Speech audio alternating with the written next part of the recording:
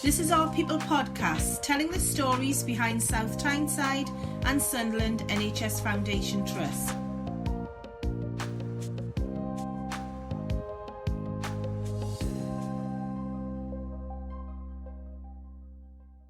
Hi and welcome to Our People podcast. My name's Harry Newhouse. I'm a PR and social media assistant within the comms team here at the Trust and will be your host for today. On this episode of our big Health and Wellbeing Team Talk campaign, we will be chatting to our staff who work on our new Tobacco Dependance Treatment Service team, and as it is October, we will be discussing Stoptober and the importance of quitting smoking. Here with me today to talk about this is Tobacco Dependance Service leads Elaine Jackson and Josie Onwuliri, as well as Occupational Health and Wellbeing Specialist Jodie Kendall. Welcome to the podcast, Elaine, Josie and Jodie. Hi. So, Elaine and Josie, could you please explain what your roles are here at the Trust and what it involves on a daily basis? Yes, certainly. Thank you, Harry, for having us here today. So the Tobacco Dependence Service is made up of leads and advisors who will support staff in identifying tobacco-dependent inpatients via an opt-out referral pathway or system. And the service aims to pick up patients within 24 hours of referral to provide them with support either to stop smoking or to abstain from smoking while remaining as inpatients in the hospital. Those who choose to stop smoking will continue to receive support when they are discharged from the hospital to their local stop smoking service in their areas. We also offer support to pregnant people who choose to receive support from our service directly, or they can be referred to their local stop smoking service. The support provided is lasts a duration of 12 weeks, and the referral is from the community midwives. Thank you. And Jodie, you work in occupational health as a wellbeing specialist. Could you explain what occupational health is, your role within that department, and how it links with the Tobacco Dependance Treatment Service team? Yeah, so Occupational Health and Wellbeing are responsible for looking after the workforce. Within the Occupational Health Department, we have our admin team, the Occupational Health Nursing team, physio team, moving and handling service, childcare care coordinator, and the wellbeing team. And obviously, as you said, I work within the wellbeing team. What we look to do is proactively support staff with their health and wellbeing, covering all aspects of kind of health and wellbeing. So we do this through various different interventions such as health and wellbeing checks, childcare and carer support, health promotion, lifestyle support and advice. And obviously, as part of our lifestyle support, we look to promote stop smoking services to staff, and kind of what's available for staff within the local environment, as well as educating staff on the benefits of stopping smoking. So although we don't work directly with the same patient group as the tobacco dependency team, we have the same overall goal that we all want to encourage and support people in our community to quit smoking. And that's obviously also something that's one of the aims of the Trust within our health and wellbeing strategy, that we're working with the TDTS as well as colleagues from public health and local authorities to create a smoke-free culture. And because as of April 2020, our Trust has been a smoke-free organisation, as we commit to providing a healthy environment for everyone. What do we mean when we say we are smoke-free, and how important is that for people to follow smoke-free regulations when on our sites? So the rollout of the Tobacco Dependence Service will support the refresh of the Trust's smoke-free policy, in that more patients will be supported to remain smoke-free while in hospital. A smoke-free trust is one that prohibits smoking anywhere on site, in addition to offering evidence-based treatment for tobacco dependence for all who smoke, be that patients or staff. It's important to protect everyone on trust sites from exposure to second-hand smoke, which is a significant health risk. Exposure to second-hand smoke increases the risk of lung cancer, heart disease, as well as triggering or aggravating existing respiratory conditions, such as asthma or bronchitis.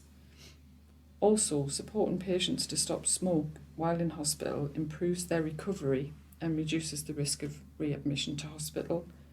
So people visiting the Trust who smoke on site will be asked not to smoke and reminded of the Trust's smoke-free policy. Those who refuse to comply with the Trust smoke-free policy will be asked to leave by the site by the security staff. Staff who smoke can access stop smoking support. Jodie will give more information on that. And those who fail to comply with the Trust smoke-free policy could face disciplinary action. So just how important is it to stop smoking, and how does it affect people? So every year around 78,000 people in the UK die from smoking. That's a huge number of people. And stopping smoking is the single most cost-effective life-saving intervention. Smoking is the single greatest cause of preventable death, disability, ill health and social inequality. There is a higher number of smokers with low income across South Tyneside and Sunderland in comparison to the rest of the UK, and this means the financial cost of smoking impacts more for money for basic needs for those people. So that's why it's really important to kind of address this if we can in this. Because I suppose it costs the NHS and our trusts lots of money each year just to make sure people are right, like people who have got illnesses from smoking, to try and treat them. So it must cost the trust an extortionate amount each year. Yeah, so there's a lot of money on the cost of treating people, but it's the cost to those people as well in ill health, earlier death. You know, it's across both. As you mentioned there, like especially during the cost of living crisis, a lot of people are cash strapped, and having an addiction such as smoking can cause a lot of money stress for many people. Prior to recording to this episode, I found this website called Fresh Quit, and I found it really useful as you were able to put in the price of a packet of cigarettes and the amount you smoke, and it will tell you how much you are spending weekly, monthly and yearly. For example, the average price of cigarettes in the UK is £12.71, and if someone smokes 20 a day, they are spending £88.95 a week, which is £4,639.15 a year, which is crazy, really, isn't it? It is. So that is a really useful app to help smokers calculate the cost of smoking. There's also an NHS Stop Smoking app, which kind of helps with giving them information on the benefits of stopping smoking over time, the cost calculation, what to expect with withdrawal symptoms and things like that. And also a quit line, so people can get more information with the NHS quit line. And it also needs to be noted that some smokers may not buy packs of cigarettes. They might be buying pouches of tobacco, and if they're buying illicit tobacco, because that's also an issue to try and keep the cost down.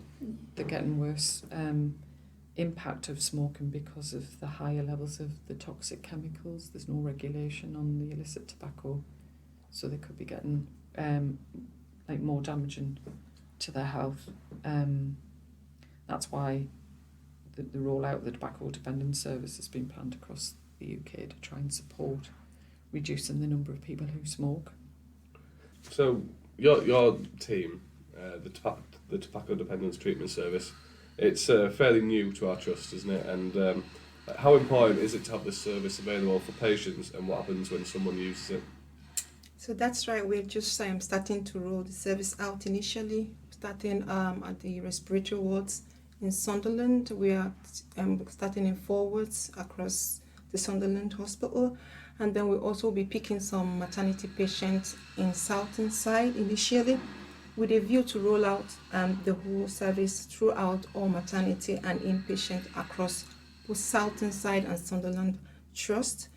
The service will help the Trust smoke-free policy by visiting patients on the ward to provide support to remain smoke-free, which is in line with NHS initiative to cut down on smoking.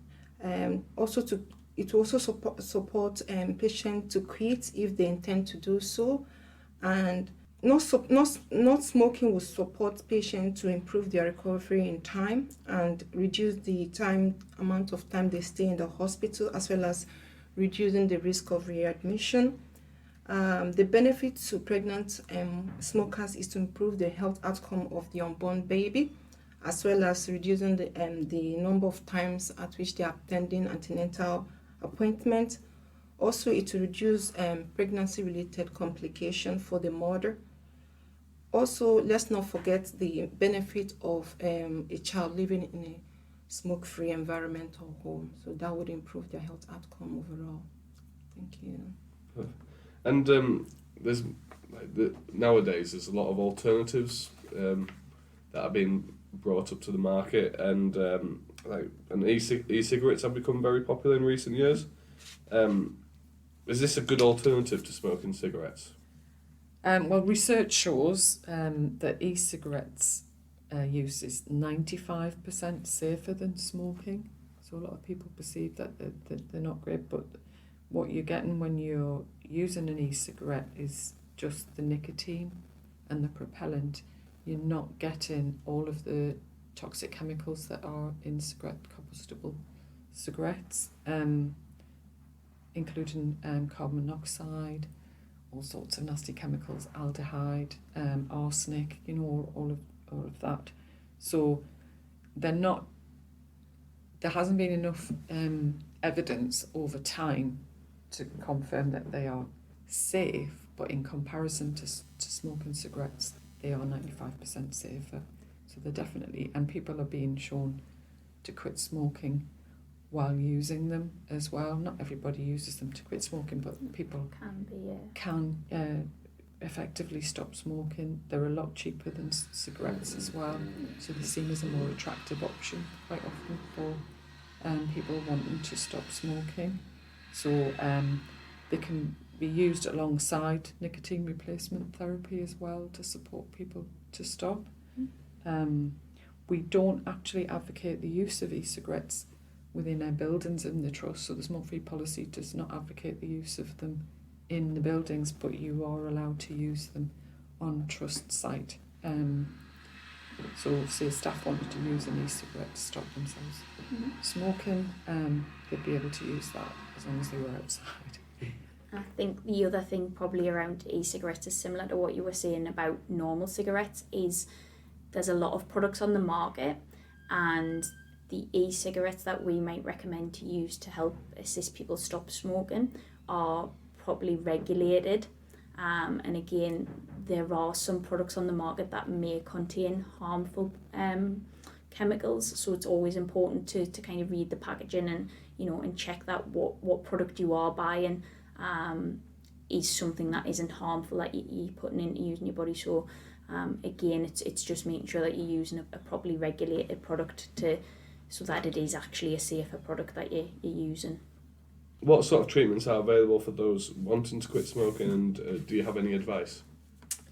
Yes, so the treatment available through our service for inpatients include specialist advice and behavioral support, nicotine replacement products like patches, gum, inhalators. These are all available from the hospital pharmacy. For our pregnant smokers, the Tobacco Dependance Service will provide them with nicotine replacement therapy via an electronic e-voucher scheme supported by participating local pharmacies. And your department, the Tobacco Dependance Treatment Service, is purely for inpatients and maternity patients, am I right? Yes, that's right. Is there anything for staff who wish to quit smoking? Yeah, certainly there's some really great support out there. We're really lucky in the area that we live in, that there's lots of services available for staff who want to stop smoking to access. And if anybody who works within the trust and organisation wants any further information about how to access those services, or they'd just like to have a chat around maybe stopping smoking, they can definitely contact the Wellbeing team by dropping us an email at stsft.wellbeing@nhs.net. Like, when the patient comes into the hospital, what sort of service do they get as soon as they come in? And if we know that they're a smoker, what sort of service is available, and what happens when they come into the hospital?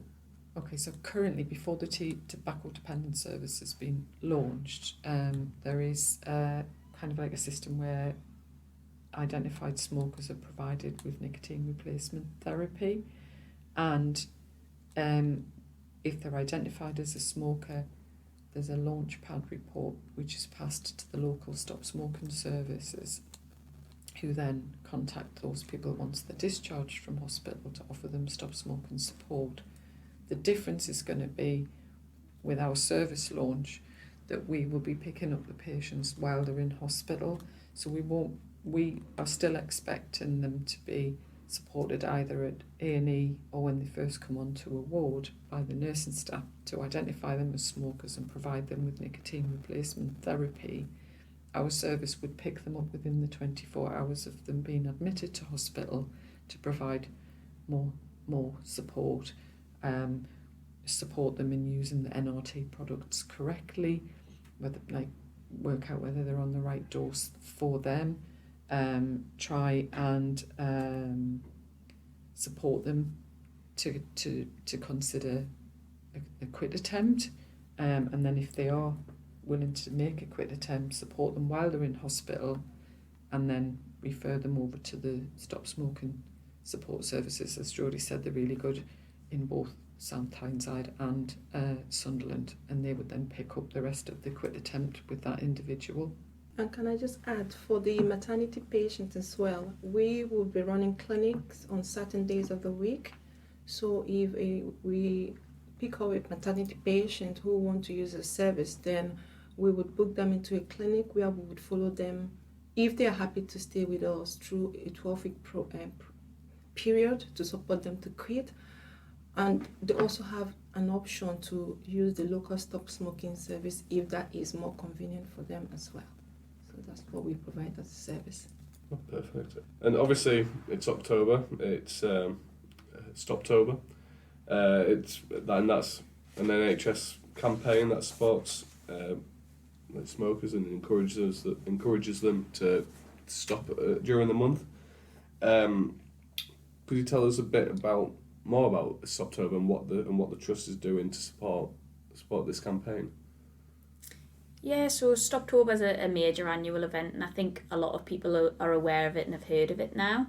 And obviously it aims to encourage smokers to quit over the course of the month, with a view to kind of encouraging you to stop permanently after that, because there's a lot of evidence out there that suggests if you can quit for 28 days, you're 5 times more likely to quit for good.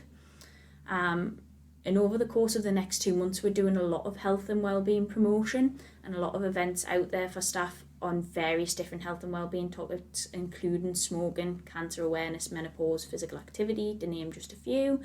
You can find out more about what's going on the Big Health and Wellbeing Team Talk page on the staff intranet, but specifically around Stoptober and stopping smoking over the next couple of weeks.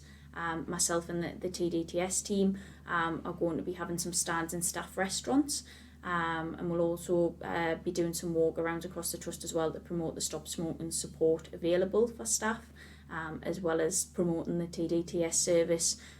So yeah, keep an eye out for us, and please come over and say hello and find out more. Where can people go to find out more information about quitting smoking? You've mentioned several websites already today, but is there anywhere in particular that's sort of the best place to go, or anywhere that you'd recommend for patients and staff who want to quit smoking? Again, I think it's about making sure that, as you say, there's lots of great resources out there, particularly online now, and there's apps and different things, but it's making sure that you get one that's regulated and that the information's coming from the right sources and the right people. So the NHS website's always a great one from that avenue of things, and also local government websites as well are good ones to access about what kind of local services are provided. If you're not employed by the trust and you're thinking about quitting smoking and you don't want to go online or download apps and things like that, you can always speak to your GP about stopping smoking, or local pharmacies as well, because obviously a lot of the nicotine replacement products will be within your local pharmacy, so you can have a conversation with them to see what help and support's around. And obviously, as I said before, for our staff who are employed by South Tyneside and Sunderland Foundation Trust and Choice, we'll be dropping off some information to the wards and departments for you, so you can speak to us when we come around there. We'll be in the staff restaurants, or you can always get in touch with us via email or phone if you want more information around things from that. Brilliant, thank you. And that brings us to the end of today's episode. I hope you, our listeners, have found it really helpful, especially those looking to stop smoking this October. Thank you, Elaine, Josie and Jodie, for joining me today. Thank you. Thanks. Thank you. Thanks for joining us for this episode of our People podcast. We hope you enjoyed it and check out our other stories. Hit subscribe to keep up with the latest and catch up with what we've been up to on our Twitter, Facebook and Instagram pages. Just search for our name.